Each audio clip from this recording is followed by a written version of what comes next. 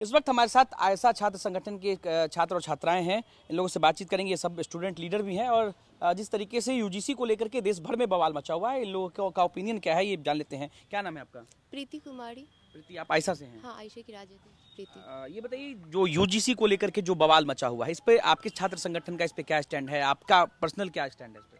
UGC का जो भी गाइडलाइंस अभी 2026 आया है उसे हम समर्थन देते हैं, उसका हम स्वागत करते हैं। तमाम तरीके से जो घटनाएं खासतौर पर उच्च स्तरीय शैक्षणिक संस्थानों में दिख रहा है कि किस तरीके से जाति उत्पीड़न और लिंग के आधार पर जो भेदभाव किया जाता है, उस पर अगर सख्त कानून अगर बनी है तो इसमें दिक्कत क्या है, दिक्कत किन्हें है? ये सवाल उठता है कि अगर कोई बच्चा पढ़ता है, वो अपने स्थितियों में उच्च शैक्षणिक जो शिक्षा है उसको पूरा करने का सपना जो है वो लिए पहुंचता है बाहर और बहुत दूर दराज से जो पहुंचते हैं, उनके साथ जो भेदभाव की घटनाएं आम दिन में हम कह सकते हैं किस तरीके से घटनाएं सामने में आती है। किस तरीके से रोहित वेमुला जो एक संस्थानिक जो घटना है वो साफ साफ दर्शा रहा है कि किस तरीके से कैंपस के भीतर में आज भी भेदभाव जारी है और जाति उत्पीड़न जो समस्याएं हैं वो बढ़ा है। कहीं ना कहीं हम कह सकते हैं कि यूजीसी का ही एक क्या कहते हैं एक नोटिफिकेशन में एक आया था रिपोर्ट कि 118% जो है ये जो घटनाएं हैं भेदभाव का वो बढ़ा है। ये 2000 आप इस कानून का समर्थन करते हैं जो बिल्कुल समर्थन करते हैं, लेकिन कुछ एक वर्ग है जो लोग इसका विरोध कर रहे हैं। हाँ, एक जो वर्ग है वो वर्ग शुरू से ये जो तथाकथित कुछ वर्ग हैं जो कि जिनको लगता है कि मेरा वर्चस्व जो है वो कहीं ना कहीं रुक जाएगा, खत्म हो जाएगा। और हम वो जिस तरीके से अभी मीम्स वगैरह देखते हैं कि एक लोग हैं जो बोल रहे हैं कि नहीं, अरे तुम मेरा जूता को पॉलिश करो नहीं तो हम यूजीसी में कंप्लेन कर देंगे। इस तरीके से मीम्स वगैरह भी आ रहे हैं ताकि ये दिखाने का प्रयास है कि जो लोग हैं, दलित हैं, वो उन अपर कास्टों पे या फिर ऐसे लोगों पे, सामंती वर्ग पे जो है अत्याचार करते थे। तो ये सब दिखाने का प्रयास इसलिए है कि यूजीसी एक वर्ग को जो कुछ वर्ग जो सामंती वर्ग है उनको किस तरीके से दबाने का प्रयास करता है। लेकिन कहीं ना कहीं वैसा कोई आज तक के रिकॉर्ड में कोई ऐसा कोई घटना नहीं आया कि झूठे कंप्लेंट कर दिए हो और इस तरीके से घटना सामने में आया। लेकिन लगातार जो उत्पीड़न बढ़ा है वो कहीं ना कहीं दलितों के ऊपर पड़ा है, वंचितों के ऊपर पड़ा है, ओबीसी के ऊपर पड़ा है। तो आपके पास फिर लौटेंगे। दिव्यम, आपको तो जानता हूँ मैं। अब ये बताइए कि यूजीसी को लेकर के आपकी क्या राय है? देखिए, अभी जो यूजीसी ने रेगुलेशन लेकर के आया है कैंपसों में जातिगत भेदभाव को खत्म करने को लेकर के, ये देश भर के दलित पिछड़े छात्रों ने लंबे संघर्ष के बाद हासिल हुआ है। कैंपसों के भीतर भेदभाव के खिलाफ लड़ाई लड़ते हुए, चाहे पायल तड़वी हो, चाहे दर्शन सोलंकी हो, चाहे रोहित वेमुला हो, इन लोगों ने अपनी जान दी है। तो इस छात्र संगठन आयसा इस पूरे रेगुलेशन का समर्थन करता है और कई जगहों पे मैं ये लगातार देख रहा हूँ कि इस रेगुलेशन को जातिवादी कहा जा रहा है। दरअसल ये रेगुलेशन जातिवादी नहीं है। इसके खिलाफ जो बातें कही जा रही है, लंबे समय से कैंपसों में व्याप्त जातिवाद को खत्म करने के लिए इसको लाया गया है। और कैंपसों के भीतर लगातार जो डिस्क्रिमिनेशन है, अभी जो रिपोर्ट आई है उस रिपोर्ट में हमने देखा कि 118% कैंपस के भीतर भेदभाव बढ़ गए हैं। तो ये दर्ज भेदभाव है, उसके आंकड़े हैं। कैंपस में अनगिनत ऐसे भेदभाव हैं, चाहे हॉस्टल अलॉटमेंट से लेकर के पीएचडी में नामांकन से लेकर के ये तमाम जो होते हैं, जो दर्ज नहीं होते हैं। एनएफएस हमने देखा है कि देश भर के कैंपसों में पीएचडी की छात्रों के लिए नॉन फाउंड सूटेबल कर दिया गया और सिर्फ आरक्षित वर्ग के एससी एसटी ओबीसी के सीटों पर हुआ।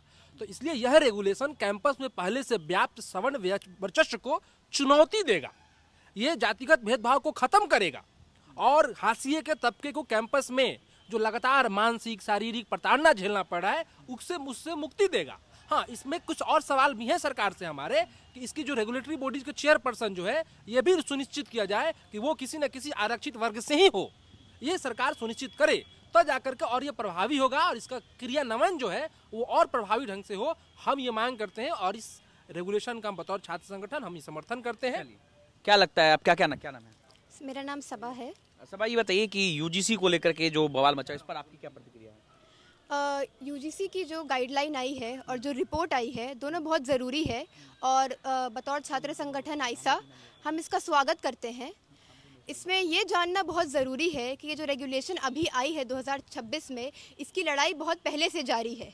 इसमें रोहित वेमुला, पायल तड़का जैसे बहुत लोगों ने अपनी जान दी है। और अभी हाल ही में हमारे पास एक केस आता है एंजल चकमा का, जिनका इसी तरह से जाति और सांप्रदाय के बेसिस पे उनकी हत्या की जाती है, उनके साथ जो है उत्पीड़न किया जाता है। तो ये इस तरह के लगातार केसेस हम देख रहे हैं जो बड़े बन जाते हैं तो सामने आ जाते हैं।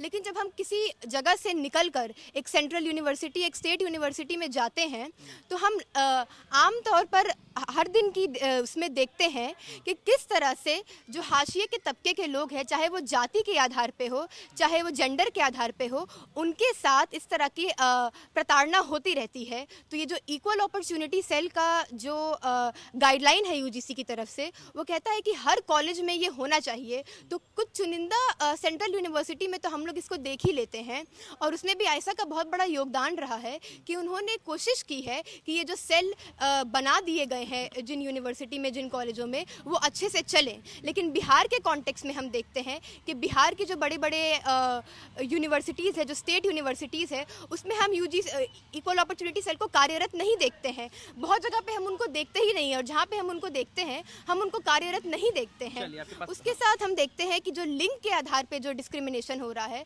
उसके लिए जो एक बॉडी बनाई गई है जीएस कैश और आईसीसी, उसको भी हम पटना विश्वविद्यालय जैसे बड़े विश्वविद्यालय में कार्यरत नहीं देखते हैं। हम उसका लोकतांत्रिक चुनाव नहीं देखते हैं। तो ये एक लड़ाई हमने लड़ी है और इसका कुछ परिणाम आया है, लेकिन ये लड़ाई अभी जारी है। ये बॉडी बना देना इस सरकार का एक जो है जुमला दे देना हो गया है, लेकिन साथ साथ इसमें रिप्रेजेंटेशन भी चाहिए हमें, हाशिए के तबके से आने वाले लोगों का, हाशिए की जाति से आने वाले लोगों का, और जेंडर माइनॉरिटी से आने वाले छात्राओं का, और जो सेंटर में प्रतिनिधि होंगे उसमें हमें इसका लोकतांत्रिक रिप्रेजेंटेशन चाहिए। चलिए, और लोग, क्या नाम है आपका? मेरा नाम आशीष है। शॉर्ट में आप लोग से जानना चाहेंगे कि आप इस बिल का समर्थन करते हैं? बिल्कुल समर्थन करते हैं। हम जैसे फर्स्ट जनरेशन लर्नर, जो हाशिए के तब मार्जिनलाइज सेक्शन से आने वाले लोग, जब कैंपस में हम लोग जातीय भेदभाव को झेलते हैं बतौर छात्र, बतौर मार्जिनलाइज सेक्शन से आने वाला फर्स्ट जनरेशन लर्नर, तो ये ऐसा एक्ट बॉडी एकदम जरूरी हो जाता है। संशोधन को कैसे देखते हैं आप? शॉर्ट में इसका समर्थन करते हैं हम लोग, इसका समर्थन करते हैं। जिससे जातीय भेदभाव होता है, आज भी होता ही है। आप लोग जब जाते थे तो आप लोग के साथ भी ऐसा होता है? कभी ऐसा हुआ? ऐसा होता ही है, इंटरव्यू में प्रोफेसर लोग करते हैं, सब लोग के साथ हम लोग इसका समर्थन करते हैं। चलिए, तो हमारे साथ आयशा के छात्र संगठन के छात्र थे और इन्होंने यूजीसी बिल के संशोधन का समर्थन किया, और क्या कुछ कह रहे थे आपने सुना है। अनिकेत कुमार, बिहार तक। देखिए सर, स्पष्ट रूप से बता दूं कि मैं खुद स्वर्ण हूँ, और स्वर्ण होने के बावजूद मैं जिस यूनिवर्सिटी से पढ़ा हूँ, जहाँ भी पढ़ा हूँ, मैंने देखा है कि इस तरह के भेदभाव होते हैं। तो अगर यूनिवर्सिटी यूजीसी इक्वलिटी एक्ट आया है तो मैं इसका समर्थन कर रहा हूँ, चाहे इसका कोई विरोध करे, चाहे किसी तरह का बात करे। 100% जाति के आधार पर, धर्म के आधार पर, लिंग के आधार पर, वर्ण के आधार पर, स्त्री पुरुष के आधार पर इस पर भेदभाव होता है। मेरे यूनिवर्सिटी में भी, मैं भी सेंट्रल यूनिवर्सिटी का स्टूडेंट रहा हूँ, बावजूद कि मैं स्वर्ण हूँ, मैं इस बिल का पूरे जोरदार तरीके से समर्थन कर रहा हूं कि समानता उसी परिस्थिति में आएगी जब लोगों के मन में भय होगा, और भय का वातावरण इसलिए पैदा किया गया है ताकि कोई किसी के विरुद्ध न बोले, कोई किसी पर ना हो। जब कोई किसी के विरुद्ध नहीं बोलेगा तो अपने आप समानता आ जाएगी। अब स्वाभाविक है कि ऐसी परिस्थिति में यूजीसी इक्वलिटी बिल जो आई है, वो यूजीसी इक्वलिटी बिल ला के कम से कम जिसके विरुद्ध, हमारे विरुद्ध खुद होता था, हालांकि मैं स्वर्ण था, हमको यूनिवर्सिटी में मियाँ कह के पुकारा जाता था। तो अगर इस तरह की बात आई है तो मैं इसका समर्थन कर रहा हूं। हो सकता है कि स्वर्ण के लोग इसका विरोध करें, हमारा विरोध करें, लेकिन उससे मुझे कोई फर्क नहीं पड़ता है। माननीय नरेंद्र मोदी ने यूजीसी इक्वलिटी बिल लाके एक ऐतिहासिक कदम उठाया है, मैं इसको सैल्यूट करता हूं।